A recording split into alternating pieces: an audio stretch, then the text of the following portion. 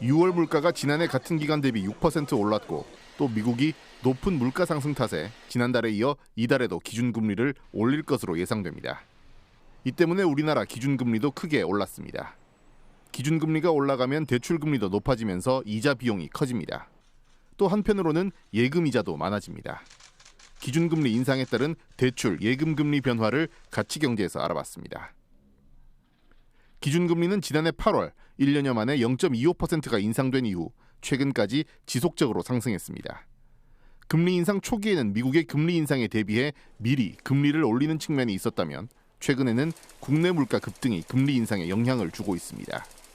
국제 곡물 가격 상승 등 공급 측면과 민간 소비 회복 등 수요 측면에서 모두 물가 상승 압력이 지속될 것으로 보여서 경제 주체의 기대 인플레이션 안정화를 위한 각국 중앙은행들의 노력이 계속될 것으로 보입니다.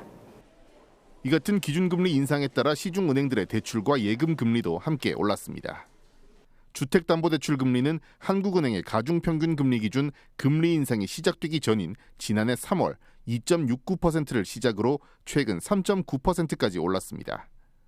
같은 기간 저축성 예금 금리도 0.82%에서 1.95%까지 올랐습니다. 그런데 예금 금리는 대출 금리에 비해 인상 속도가 더디기만 합니다. 이 때문에 주택담보대출 금리와 저축성 예금 금리의 차이는 점점 벌어졌습니다.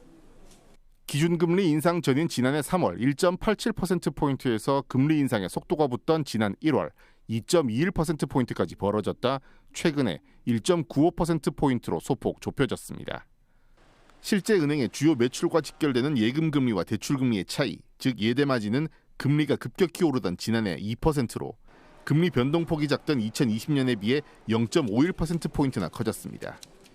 은행의 주 수입원인 예대마진이 커지면서 해당 기간 동안 주요 금융사는 역대 최대 실적을 기록했습니다. 기준금리 인상 전에 은행들이 자체적으로 가상금리를 확대시켰다는 거예요. 그래서 예대마진 폭이 2% 이상 넓어지는데 결정적인 역할을 했는데 그 결과 임직원들은 성과금 잔치, 3월에는 주주들 배당 잔치로 이어졌는데 이처럼 급격한 금리 인상 시기에 예대마진을 키워 금융권이 큰 수익을 내자 정부도 대책을 마련했습니다. 금리 공시 방식을 바꾼 건데 은행별로 예금과 대출 금리의 차이를 한눈에 볼 수 있도록 하고 공시 주기도 기존 석 달에서 한 달로 줄였습니다. 신용평가사의 신용점수를 기준으로 은행 간 금리도 비교할 수 있게 바꿔 은행 간 경쟁을 통해 대출 금리 인하를 유도하겠다는 계획입니다.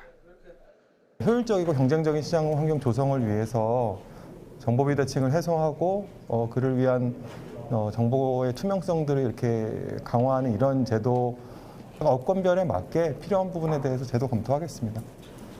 그러나 국내 은행들의 예대 마진이 다른 나라에 비해서는 높지 않은 데다 은행들이 자신의 수익을 줄여가며 실제 대출 금리를 내릴지는 미지수입니다.